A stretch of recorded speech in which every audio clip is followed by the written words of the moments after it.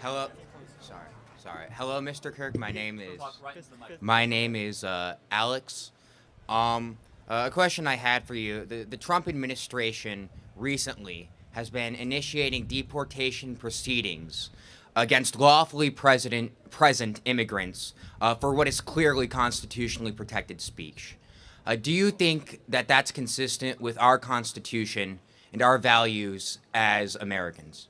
Got it. So I wasn't sure what. So there's like 5 cases that you could have went with, but I'm guessing you're talking about Mahmoud Khalil and the students, right? Mahmoud Khalil is one case, but recently student visas have been revoked at this campus and at the University of Michigan. I'm glad they're revoked here. So, yes, of course it's consistent with the Constitution because they're not U.S. citizens. They're visitors. So as a visitor, you have to be a visitor on our terms. And if you break that compact, you are returned back to your country of origin. A student visa is a conditional invitation. We're going to see who you are, how you act, and how you behave. And if you behave in a way that the government deems to be unsatisfactory, of course you're going to be returned back to your country of origin. What I would say to that, one, the Supreme Court and our Constitution is very clear that constitutional rights apply to everyone within the United States' jurisdiction. To a limited extent. For example, you're correct. If a student on Michigan State campus has a student visa and they get charged with a crime, they get due process. You are correct. They get Fifth Amendment rights. But can they own a gun? I think restrictions on their ownership of firearms Can they is vote? constitutional. They cannot vote. So there are restrictions on rights for visitors. So to an extent, you are correct, but it is not the same rights that we as U.S. citizens are granted. Does that make sense? There are limitations on those rights. That makes sense, particularly in the exercise of political rights, like voting, which For is sure. an exercise of political But power. second to that is also political advocacy. As a visitor, you do not have unlimited free speech rights. You don't.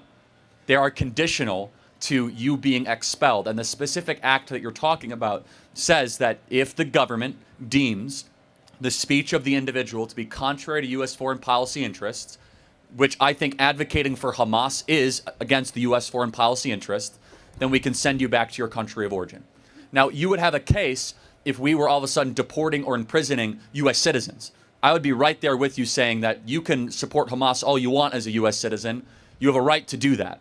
But if you're a visitor, you're here on a trial basis.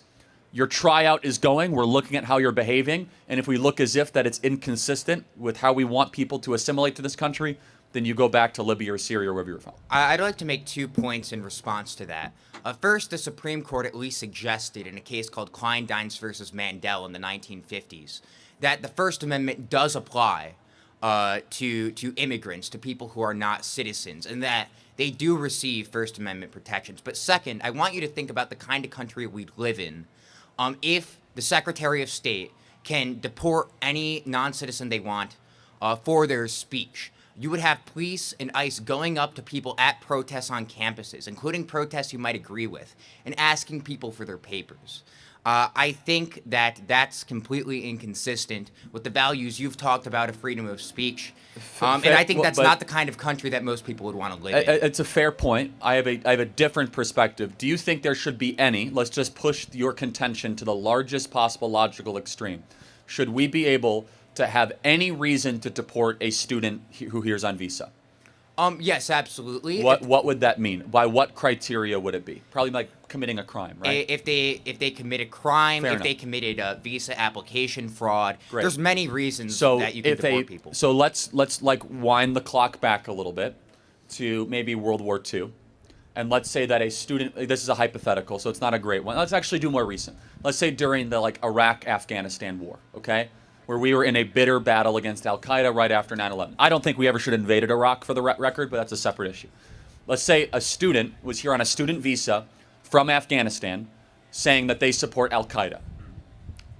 Is that worthy of deportation? I would say it would depend on the factual circumstances. If you could prove that they gave material support to Al-Qaeda, Well, by then they obviously should go. advocating for Al-Qaeda as a student visa. Mere advocacy, I would say, should not warrant deportation. Okay, But we just disagreed. That's fine. but I would say it's worth pointing out that the Trump administration is not invoking the provision of the Immigration and Nationality Act that allows you to deport people for supporting terrorism. They are not invoking that. They are invoking instead the Secretary of State Secretary provision. of State. Yeah, no, I'm aware. So if all these people supported terrorism, why not invoke the provision that says you can deport people? Well, you guys can come up, come wait in line. terrorism. It's fine. Okay, we'll send some medical help. We got it. Yeah. All right. Let's not draw our eyes there. It actually makes it worse. So let's just keep going. Pray for that person. We'll get them medical help. Thank you, guys. More attention actually makes these situations sometimes worse. So we just disagree, and that's fine. I believe that if you are on campus advocating for Hamas, that basically you as a visitor should not come to this country, period. All right. I think it's a pretty simple claim. Last brief point. Mahmoud Khalil was a lawful permanent resident with a green card. Does that change your analysis at all? You're fine No. with so he's not necessarily a guest in the same way as someone with the Well, student a visa. green card is a guest. It's not a U.S. citizen. Okay, so if you're fine, would you be fine with Kamala Harris if she was elected president, saying my foreign policy interest is we're against racism, so we will be deporting any conservative that's the best student on argument you can make. campus? That's the best argument that you've made. So what would your argument be to a hypothetical President Harris?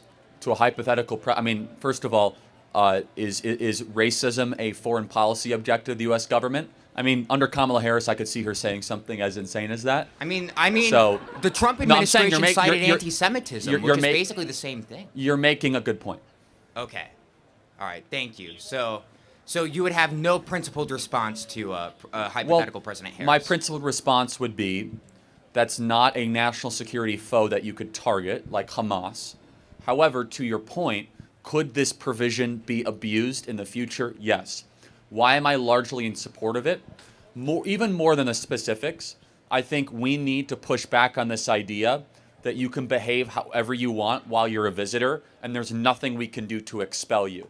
That's my larger macro premise, that while you are a student here, or whatever, a visitor, we have a right to send you back to your country of origin if you don't fit into agreed upon American values. But you made a good point. Thank you. All right, thank you. Appreciate it.